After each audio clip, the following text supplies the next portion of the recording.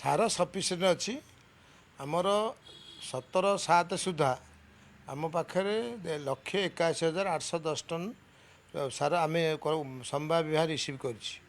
ଏଥର ଯେତିକି ଟନ୍ ସାର ଆସିବ ଆପଣଙ୍କର ସରକାର ଆଣିବେ, ଏଗ୍ରିକଲଚର ଡିପାର୍ଟମେଣ୍ଟ ଆଣିବେ, ତାର 60% ସାର ସମ୍ବାଦ ବିଭାଗକୁ ଦିଆଯିବ ବୋଲି ଆମର ଏଥର ଆଲୋଚନା ହେଇ ତାକୁ ଇଏ କରାଯାଇଛି। ତେଣୁ ଆମେ ସେଇ ବାବଦରେ ବର୍ତ୍ତମାନ ସୁଦ୍ଧା 2 ଲକ୍ଷ ଟନ୍ ପାଖାପାଖି, ମାନେ 1,81,810 ଟନ୍ ପାଇଛୁ। ତାକୁ ମଧ୍ୟ ଆମେ ପ୍ରତ୍ୟେକ ପ୍ୟାକ୍ସକୁ ପଠାଇ ଦେଇଛୁ। ସେଥିରୁ ମଧ୍ୟ ଅଧିକାଂଶ ସାର ଦିଆ ସରିଲାଣି।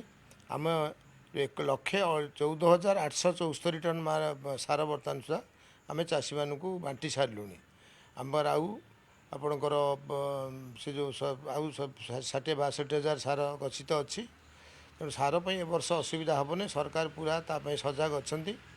ତା ଛଡ଼ା ପ୍ରତ୍ୟେକ ପ୍ୟାକ୍ସକୁ ମଧ୍ୟ ଆମେ ଜଣେଇ ଦେଇଛୁ ଯେ କୌଣସି ପ୍ରକାର କଳାବଜାରୀ କି ଭୁଲ ଭାଲ କାମ କେହି କରିବେ ନାହିଁ। ଯିଏ କରିବେ ସରକାର ଦୃଢ଼ ପଦକ୍ଷେପ ନେବେ। ଆଉ ବିଭାଗ ମଧ୍ୟ ତୀକ୍ଷ୍ଣ ନଜର ରଖିଛି ଏବଂ ଆମେ ମଧ୍ୟ, ମୁଁ ମନ୍ତ୍ରୀ ହିସାବରେ ପ୍ରାୟ ସବୁବେଳେ ତାକୁ ସମୀକ୍ଷା କରୁଛି।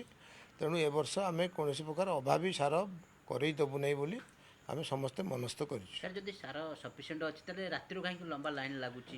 ଆଧାର କାର୍ଡ଼ ଥୁଆ ଲୋକ ହେଉଛି। ଅଧିକା ହେଉଛନ୍ତି। ତେଣୁ ସକାଳୁ ଗଲେ ଲେଟ୍ କରି ଗଲେ ଡେରି ହେବ, ଖରାରେ ଠିଆ ହେବା ପାଇଁ, ବର୍ଷା ଦିନ। ତେଣୁ ଭୋରୁ ପଳେଇ ଆସୁଛନ୍ତି, ସିରିଏଲ୍ କରିଦେଲେ ତାଙ୍କ ସିରିଏଲ୍ ଜଲ୍ଦି ପଡ଼ିଲେ ଯଦି ସାରଟା ନେବେ ବିଲରେ ପକାଇବେ। କିନ୍ତୁ ସାର ସଫିସିଏଣ୍ଟ ଅଛି।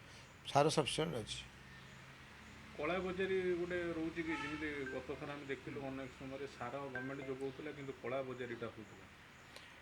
ଗତ ଥର ବି ପ୍ୟାକ୍ସ ଯେଉଁ ଆକାରରେ ସମବାୟକୁ ଲୋକ ଦୋଷ ଦେଉଛନ୍ତି, ଆଲୋଚନା କରୁଛନ୍ତି। ଆକ୍ଚୁଆଲି ଅନ୍ୟମାନଙ୍କ ତୁଳନାରେ ସମବାୟରେ ଆପଣଙ୍କର କଳାବଜାରୀ ପ୍ରାୟ ବହୁତ କମ୍ ହେଉଛି।